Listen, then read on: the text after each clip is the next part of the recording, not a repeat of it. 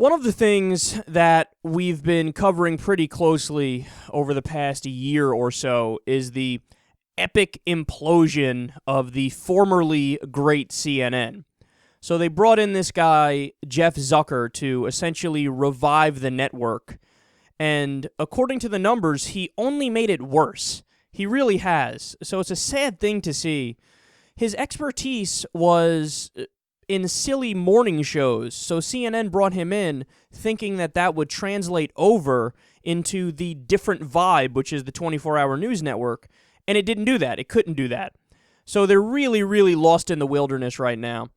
And the biases of CNN, as we've gone over in the past, there are two biases. One bias is towards sensationalism, and that manifests itself when you see them use that breaking news banner even when it's not breaking news. The reason that they do that, by the way, is they know, according to the ratings, that whenever there is real breaking news, they do best in the ratings. People don't go to Fox News and MSNBC for actual breaking news. They go to CNN. So now they're abusing that to try to falsely bump up their numbers. So they do that. They also, will throw in a story about celebrity news and entertainment news and Kim Kardashian in the middle of supposed serious stories. They also harp away on a story like the missing plane and milk it for all it's worth to the point where they do endless speculation, which of course is not what CNN is supposed to be doing, but again, it's a way to cheat to try to do better in the ratings. And the other bias is, of course, a bias towards the establishment, or we often refer to it as a false equivalence bias, where all you do is give full credibility to the Republican Party and the Democratic Party, and anything outside of what the politicians deem is within the debate is viewed as too crazy to bring up on air. Okay, so for example, back during the height of the Bush years, you had the Democrats who were pro the Afghanistan war and some against the Iraq war, and you had the Republicans who were in favor of both wars. So what's the furthest left perspective that you got on CNN? It would be still in favor of the Afghanistan war and only a little bit against the Iraq war. You couldn't go outside of the spectrum that they set up. So you couldn't be against both wars because you'd be viewed as a Looney Tune and you wouldn't be allowed in this mainstream network.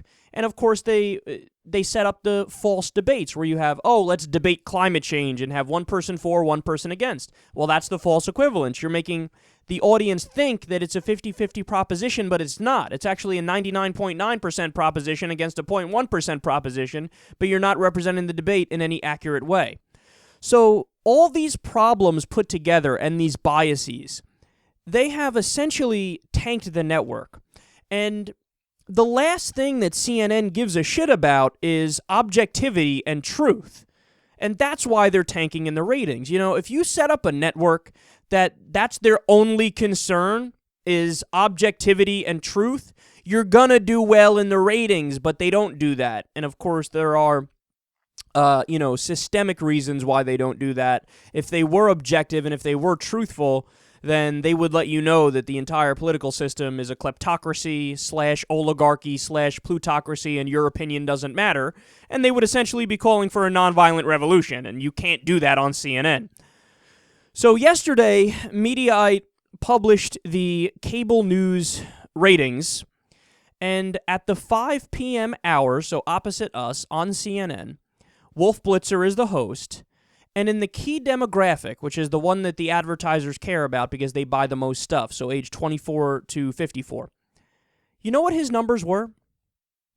He had a grand total in the key demo of 29,000 viewers. For people who know anything about the cable news business, when I read that number right now, your jaw just hit the ground. Okay? For those of you who don't know, that's beyond hideous. That's like, it's already game, set, match. It's over. You lost. This isn't just, hey, you lost the battle, come back next week, and we'll have another battle, see if you could win the war. No, this is like you already lost the war. And especially since they're continuing to go in the wrong direction anyway. So, man, ring the alarm at CNN. They need to make some real changes, and of course they're not going to do that. So to make a little comparison here, let me give you some SecularTalk Google and YouTube approved analytics here. So I'll give you our numbers and we can do a comparison. It's going to start to get a little bit ugly for Wolf Blitzer. For the last 28 days, we received a total of 1.8 million views. To be exact, 1,804,242 views.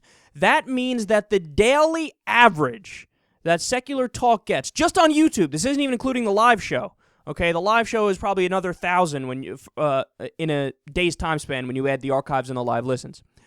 But that number, on average, daily, 64,500 views.